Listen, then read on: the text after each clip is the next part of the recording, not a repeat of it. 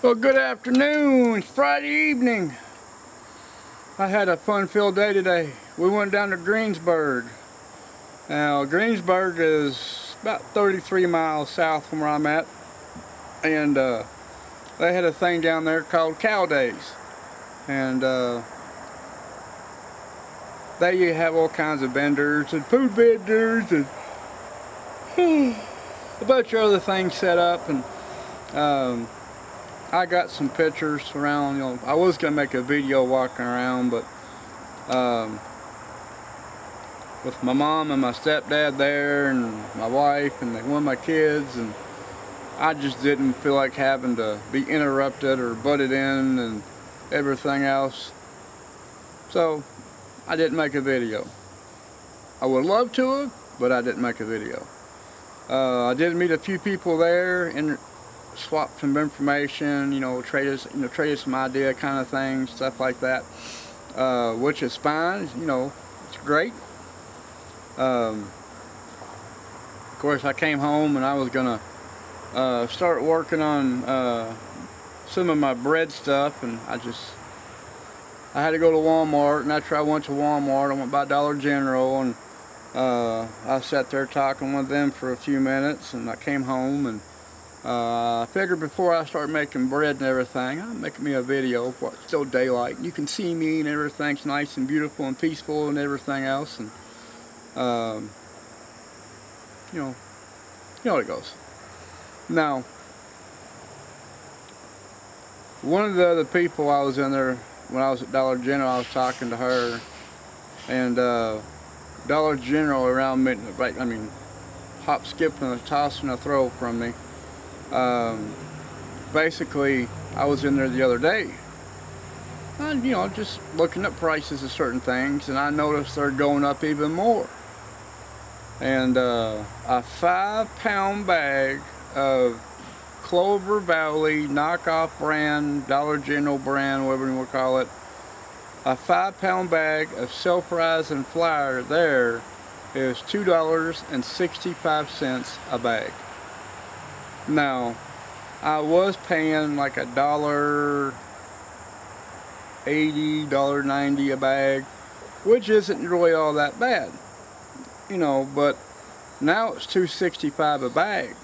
So I went to Walmart, and hell with that, I'm going to Walmart. I want to see what the price difference is. And at least at Walmart, as of still, it's less than $2 a bag. Well, $2 is less than $2 for a 5-pound bag of self-rising flour.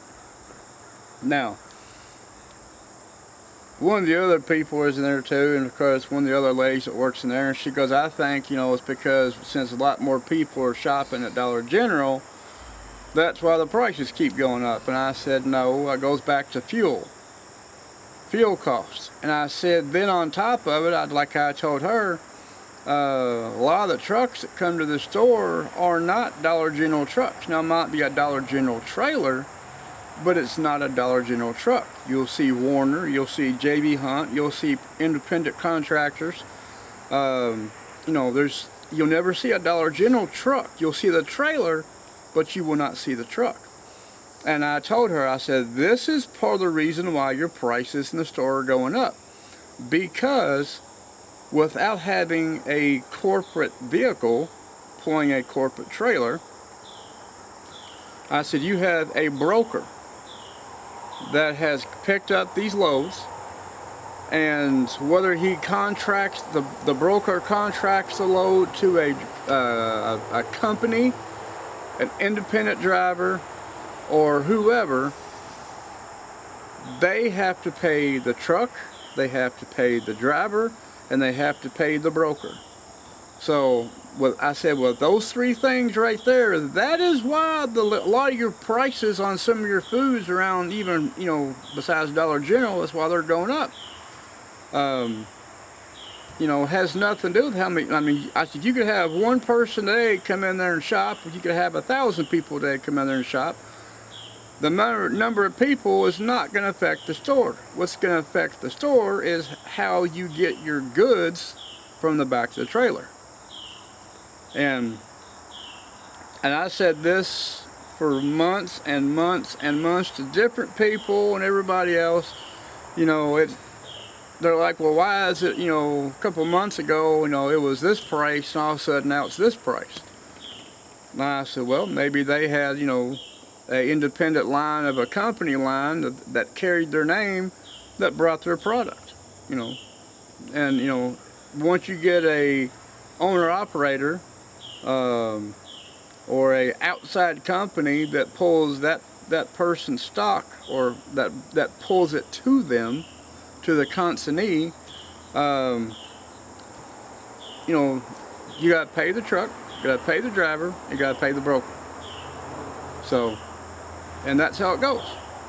And that's why I keep telling people, and you know, I'm not talking about on here. I'm talking about friends of mine around town, people that I know around the area. I tell them, if there's something that you see at the store as of right now, buy 2s and 3s or multiples of that item. I said, because you can bet your ass within a few days to a couple weeks, that one thing that you see that you like a lot at a cheap price, it's gonna double in price or triple. And who am I to say? I'm just Joe Blow from down the street, so to say. I don't know anything that I'm talking about. And that's how a lot of people I know act. When I tell them something, that's what takes place. Now, not everybody. I have a few people that I tell this to, and they heed what I say. Now, I don't mean go out and do everything, because that falls under hoarding. And I've said it hundreds and hundreds of times, I don't tell people to go out and buy things, because most people, like the toilet paper issue about a year or so ago, they get this crazy notion in the head that, you know, I need 40 cases of toilet paper to wipe my ass, and, you know, now they got a lifetime supply of shit paper. So, I'm not saying that by any means. What I'm telling you to do is, say, like, if you're in the grocery store, and fortunately for me, sardines in my area is still $1 a can. Now, some places it might be $1.16 a can. But at majority of everywhere I go to, it's still pretty much $1 a can. So I can go in there and buy me a 20 sleeve pack of cans for 20 bucks. And, you know, that right there, that lasts me a year. Sometimes maybe a little more, but sometimes maybe less. Just depends on my mood. But I always stock up sardines all the time, because it's a great source of good fat. It's a great source of protein, and, you know, as long as you got some crackers or something of that nature, you know, even without crackers, you know, it's still great to eat. You can eat it on tortilla chips. You can eat it on potato chips. However you want to do it. But I love sardines. A lot of people, oh, it's just nasty. It's just nasty. Blah, blah, blah. But, you know, I mean, yeah, it won't fill you up, but you'll get something to eat. You won't be as hungry. And like I said, you know, you got fish, you got your fish fat, you got your protein, you got your fish omega, what do we call it, you know, omega 3s. You know, what more could you ask for? I know a lot of y'all people, oh, you ask for a filet mignon, you can ask for this, you can ask for that, but, you know, if this country takes a shit dive, which a lot of people on YouTube are talking about, all this doom and gloom, you need to prepare for this, it's going to be the apocalypse, it's going to be this, it's going to be that, we're going to crash. You need to go out and buy all these items to stock up while you can. So, basically, you can go out and buy a bunch of shit, store it in your side room, and get off this crazy notion that, you know, you're going to be sitting here with the gun ports out of your windows, and, you know, you're going to shoot anything that comes across the yard. And I don't preach that. I don't preach that at all. I do tell you to stock up. I do tell you to prep. I do tell you to sometimes to buy certain things. But it's not for the mindset of doom and gloom. It's for the mindset to keep you at peace for when shit hits the fan, whether it be act of God or, you know, something that takes place other than an act of God that, you know, you have no control of, it just happens, you know, boom, there you go. Now, a while back I told y'all to go out and buy a bunch of silver. And the reason for that is in the early part of 2000, this is the gospel truth. Of all truths, this is the gospel truth. My grandfather loved him to death. Didn't agree on a lot of things, but I loved him to death. And he told me, he said, don't go out and invest in certain things like, you know, like this and this and this. He said, go out, go to your coin store guy that you talk about ever so often. Go in there and buy bars of silver and bars of gold if you can afford it, but buy silver mainly and gold if you can afford it. And I did. I was buying that shit like crazy. Anything and everything I'd buy. I didn't care. No, I did buy some coinage, like U.S. coins, 90% silver. I mainly stayed with like bullion gold, like bullion silver, bullion gold, and like your .999 or your .99999, you know, shit from Canada, stuff like that. But I bought anything from gram bars to 10-ounce bars. And I had tons of shit. I ain't gonna lie, I had tons of shit. And I was telling my friends, man, go out here and buy this. And they laughed at me. Man, you're stupid. Silver's only like $1.50 an ounce, maybe $2 at max. Why would I want to go out and buy all this silver and stuff when it's dirt cheap and there's no incline of increase? Man, you're crazy, you're stupid. I'm not going to waste my money on that stuff. And I kept doing this all the way up until about 2006. And silver started doing like this little trickle. Like a little bump, go down, go up, go down, go up, go down. And then once silver hit about $10 an ounce, that's when I started like cooling my heels. I was like, you know, I'll still buy certain pieces if I really like them. But I'm not going to go out and just like keep buying silver at $10 an ounce. Because I already got shit tons of silver I already bought at $1.50 an ounce. Even $2 an ounce. I have tons of it. So then, about 2010, 2011, when everything started to really fall apart, a lot of my friends were like, man, where the hell are you getting all this damn money from? I'm like, dude, remember all that shit I bought for like $1.50 an ounce? Yeah. Well, I'm selling the shit now for $40+ an ounce. What are you going to do now? And then they're like, oh, I'll go buy some silver. I'm like, dude, it's too late now. If you buy it now at $40+ an ounce, you're going to have to wait till it's $50+ an ounce to make your profit off of it. But a lot of dumbasses went out and bought silver. And, yeah. But I was like, who's the idiot now? And that's why a while back, when silver was like between $15, $17 an ounce, I was like, man, if y'all get some money, go buy some silver.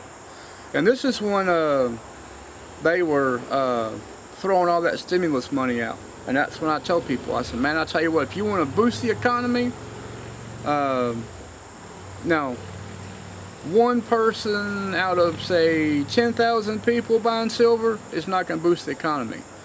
But say like if 1,000 people saw my video talking about that, which I know there wasn't 1,000 people that seen it, unless somebody shared it 500+ times, but I really doubt they did. But if 1,000 people saw my video and shared my video 1,000 times, and those 1,000+ people went out and bought silver, like I said, I wouldn't say we would throw the balance of the economy up in the air, but we definitely would have made a huge difference amongst what took place. And of course, I know a lot of people didn't buy silver and they didn't do all this other stuff. They went out and they went out to eat and they went on vacations, and some people did pay off some bills, and but more of the people just pissed the money away. And you know, it is what it is. Oh, we're having a great time. You know, this is fun. We're kicking our heels up. And that's like past 6 months or so, ever so often, I'll be on Facebook, and I'm like, I'm being the ant. I'm not going to be the grasshopper. I'm going to be the ant.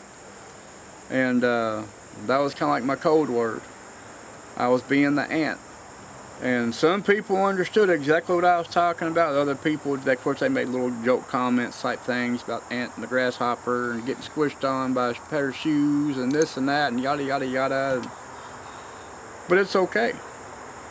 Now, am I sitting high on the hog? From my point of view, kinda. I could be a lot higher on the hog, but I'm sitting fairly comfortable for what I have as of right now. Could it be a lot better? Oh, it could always be a lot better.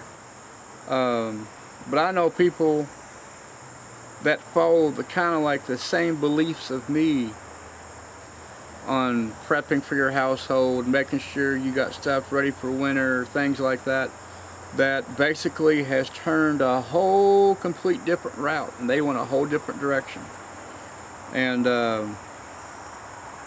one of the other people I know that didn't, that stayed in my lane, they asked me, they're like, you know, when later down the road a bunch of shit happens, are you going to help them out? Yeah, I'll try to help them with some stuff. I'm not going to give them everything, but I'll try to help them with some stuff. And he said, what about somebody outside our circle? I said, if I know them, I will help them. I said, even if I don't know them, I can try to help them to some degree.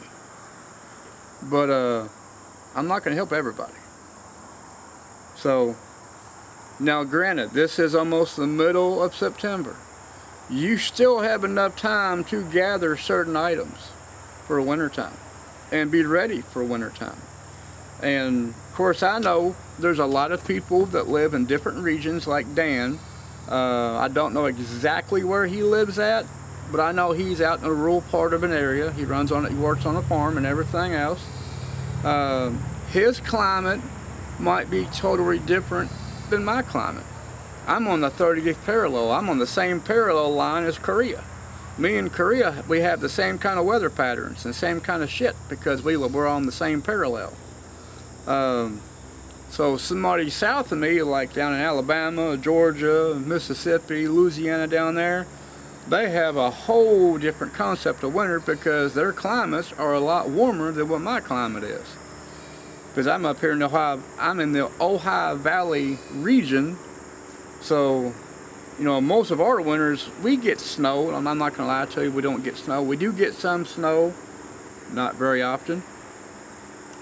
And truthfully and honestly, in the past 20-something plus years, we get more sleet and ice than we do snow.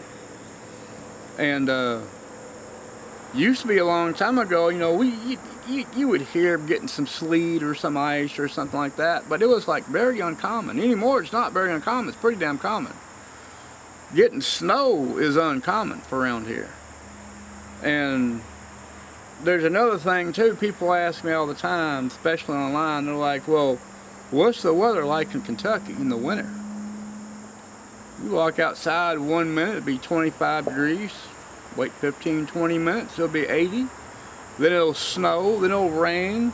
Then it'll be warm again. Then it'll piss pour hail or rain, and you know, you don't know. I mean, the weather forecast man in my area in wintertime has one of the hardest jobs in the world because the weather can flip-flop on a dime within 10 minutes.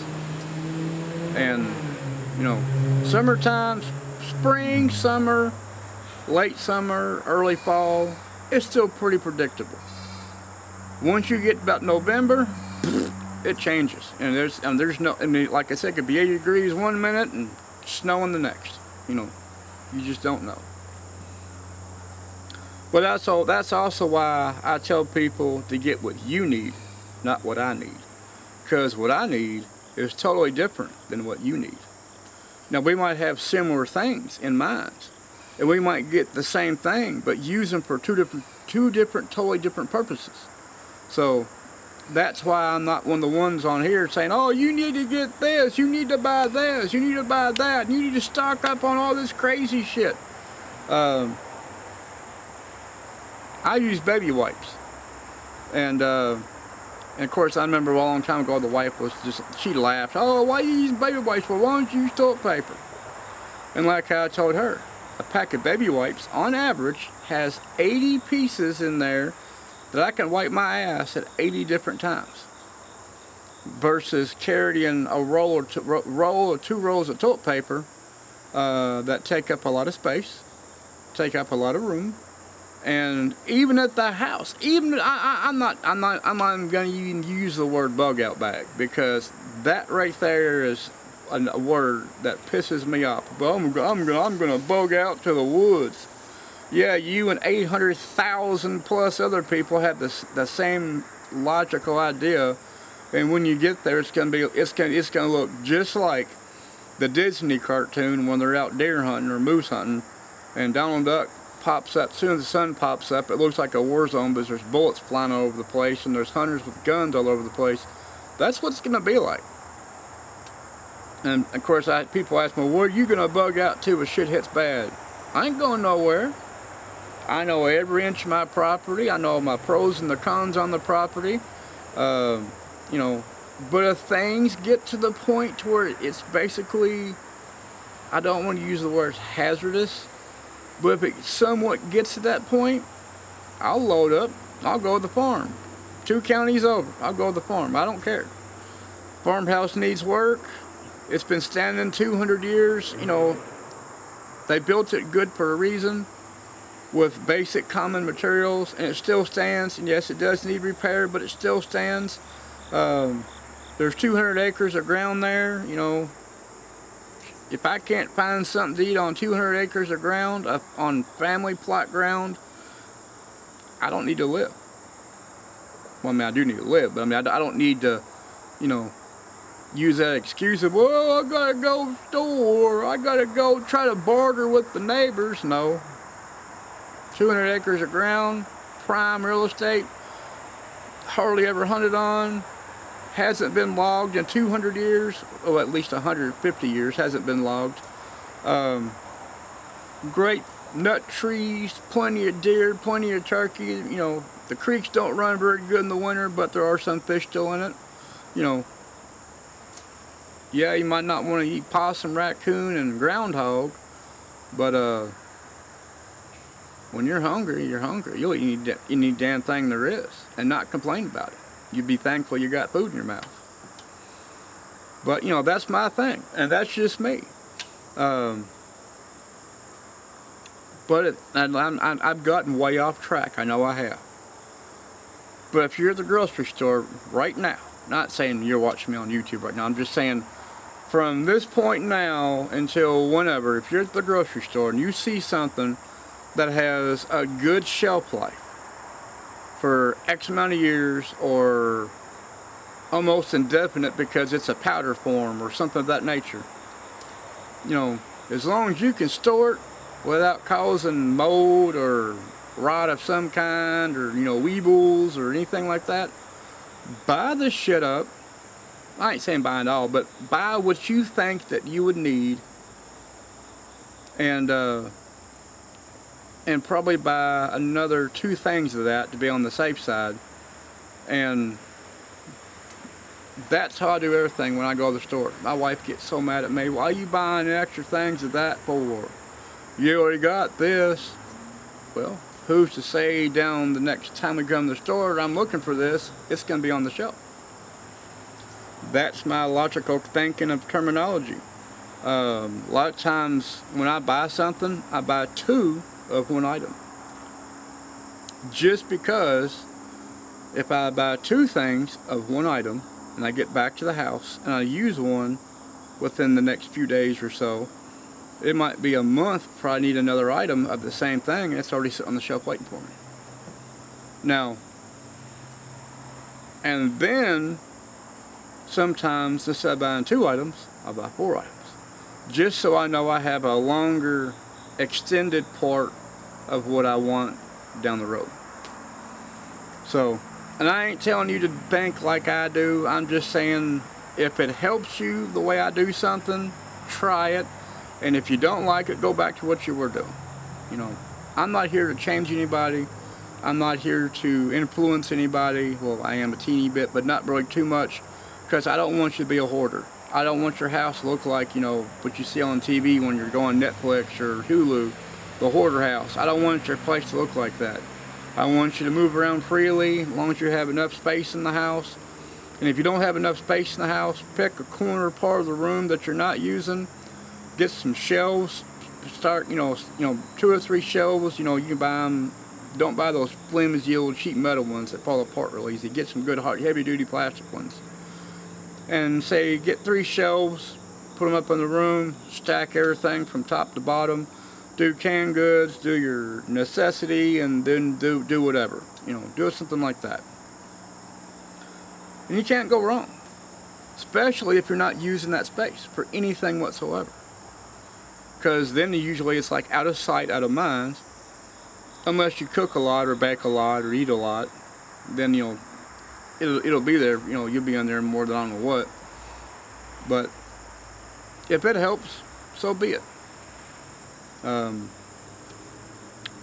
That's why every year I try to garden. I try to add more things to my garden every year, because I get things for me, I get things for the family, and I try to do things for like my mom and my stepdad and my real dad, and you know, maybe some of my neighbors around here, and extended people I know outside of my area, like still my circle, but you know, not really, you know, I'm super close, like I would say close to, but a short drive in between point A and point B.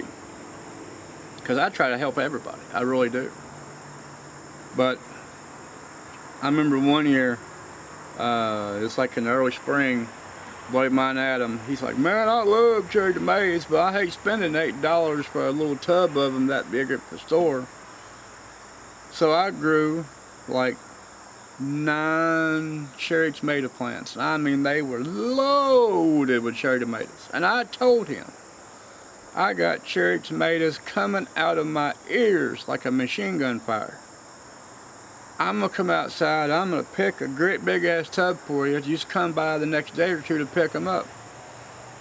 Well, a day or two went by, I called him and said, hey man, are you going to come get these tomatoes? Well, we done went to the grocery store and bought like a tub of them. I'm growing them for free. All you got to do is come pick them up. And you'll have way more than what you're paying for. And it'll be better because they're freshly grown versus something that's set in a refrigerator truck for God knows how long, or been sprayed with a chemical or whatever they've done with it. And that right there is part of the reason why I don't do stuff like that as much anymore. And when this backfield back here was full of blackberries, I mean full of blackberries. I go back there from the daylight, when the sun came up till the sun go down, I was back there picking blackberries like crazy. I mean like crazy. People are like, man, I wish I had some blackberries. Well, I got a container. You can come over here and pick all the ones you want. Whoa, I'll get ate up with bugs, and I'll get them thorns and stuff, man. They'll cut me up, and I told them that's fine. I'll pick for you. But when I pick for you, you're gonna have to come and get them, and not bring them to you. And they come over here, and they're like, well, what do I owe you for it?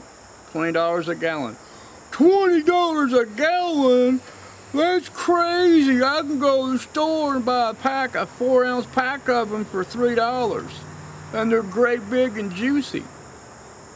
Yeah, well, you're getting a 4 to 6 ounce pack of them for $3 to $4 versus a bag that's this wide, this tall, yay big around, crumb packed fucking full of blackberries for 20 bucks.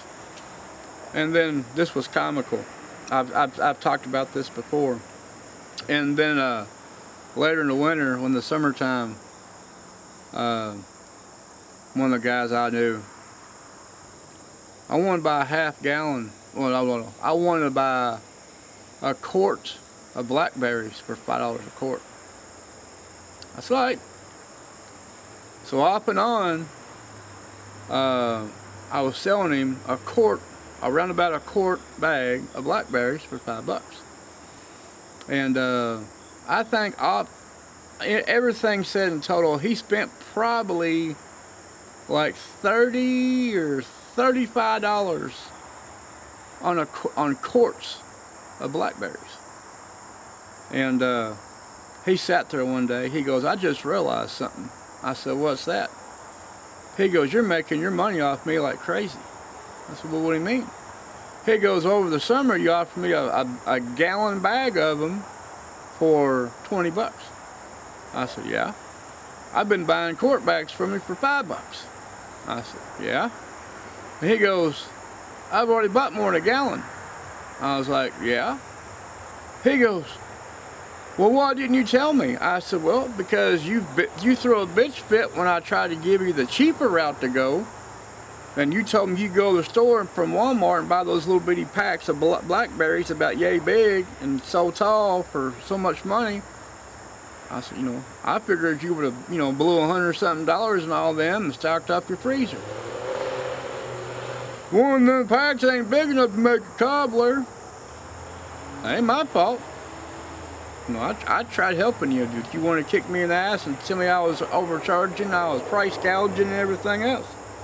When you could have came out here voluntarily and picked your shit for free yourself, but you used the bugs as an excuse and used the thorns as an excuse. That's the kind of shit I gotta deal with all the time. And then when I do something for people, then it's like, well, I want it for next to nothing. And some people I don't mind doing that with, because sometimes they're in a worse shape or a worse state than I'm in. And now this is about to get kind of religious in a way. Whenever I was younger, my grandmother always told me, not so much as turn the other cheek, but do unto others as others would be done unto you. And that, and whenever you see somebody down, you don't kick them, you try to help them up. And I do that all the time. Even at market, I do that. I try to help anybody and everybody. There's people that come to my booth sometimes, and they only have a card, they don't have any cash on them. And I tell them, I'm like, hey man, if you can't pay me now, just take it. Come back next weekend or the weekend after next. You can say, hey man, I got such and such from you. Here you go. And there you go. And they're like, well, I don't like doing that. That's like charity. No, it's not. I can help it. Your dumb ass didn't come to market with no money in your pocket other than a piece of plastic, because I don't own a cell phone. And two, you see an ATM anywhere around here? No. So if you're going to come to market, why would you not come with cash in your pocket? But that's the mentality of some of the people that's around here. I ain't trying to smash them. I ain't trying to bash them. Well, not as much anyway. But, if you come to a place that says farmers market, it doesn't say Walmart, it doesn't say Kroger's, it doesn't say Sam's Club, it doesn't say Costco, or whatever big place that sells produce and everything else. It's a farmer's market. Yes, people have cell phones. Yes, people have different forms of cash app options and everything else. But I'm going to get a sign made that has like the MasterCard, Visa, and whatever else with a circle and a line through it.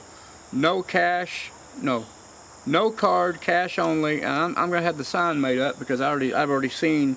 Now, I only got a few more weeks left in October. A few more weeks left. Well, 2 weeks for September and 4 weeks in October. So I got like 6 weeks left total of market.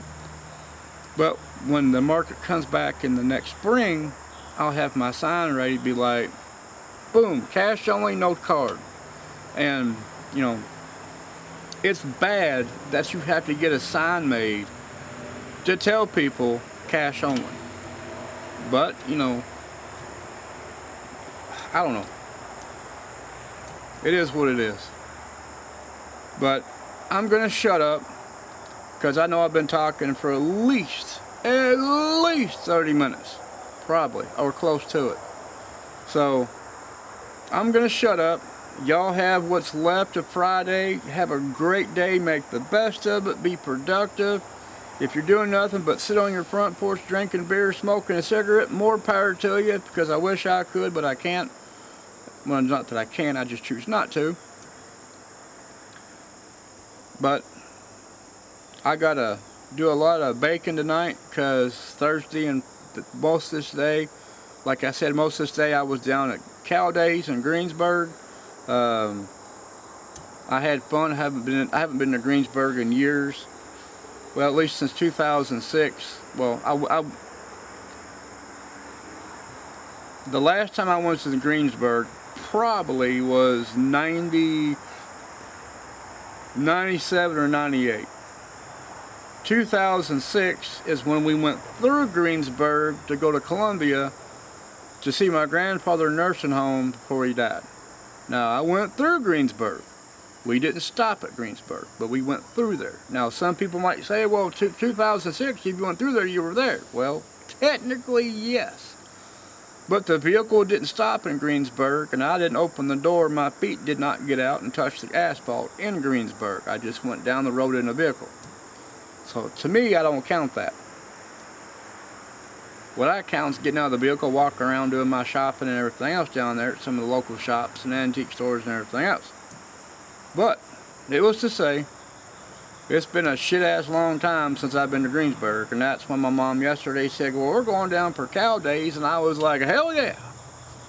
So, me and the wife and the young went down there to Greensburg with my mom and them, and we spent a couple hours down, well, at least 3 hours down there, walking around, looking at things and old buildings, and I got some pictures and stuff of some family members, you know, names and stuff on plaques and bricks, and the World War II memorial, a bunch of names on there that, you know, you gotta think, my family has been in Kentucky, well, before it was even a state in the United States, and we've been in this country longer than the United States has been a nation. And I know for a fact from about 1630, 1640, most of my family is, well, like most of my grandfather's side of the family is from Culpeper County, Culpeper County, Virginia, not West Virginia, Virginia. And then my grandmother's side of the family, they're from, well, they came in through Pennsylvania, came down the river, settled in Kentucky probably about 1750-ish, somewhere around there, maybe 1740. But yeah, I mean, my family's been here on my mom's side way longer than Kentucky's ever been a state, and longer than the U.S. has been a country. So, and that's like, and I know I said I was shut up, getting off. I'm gonna say this couple more things, and I will shut up for sure. My mom sat there. We was sitting there eating lunch, and she was like, she goes, you know what's really bad? I said, what's that? She goes, we could be walking past all kinds of people that's family and not even know it. Because about 50% of Greene County and probably 80% of Adair County is family. And anybody with the last name of Pickett, Edwards, Milby, Cobb, Judd, I think Corette, of course there's a bunch of other names, but that's like tons of names right there to me. That, and there's even more names. There's probably about 6 or 7 more names just from those two counties that were like blood kin to like third to fourth cousins. And when you're saying 80% of a county is family, now you're talking, you know, that's a lot of people. And then on top of it, we have a state, not state, we have a county in the state of Tennessee named after our family, which is Pickett County, Tennessee.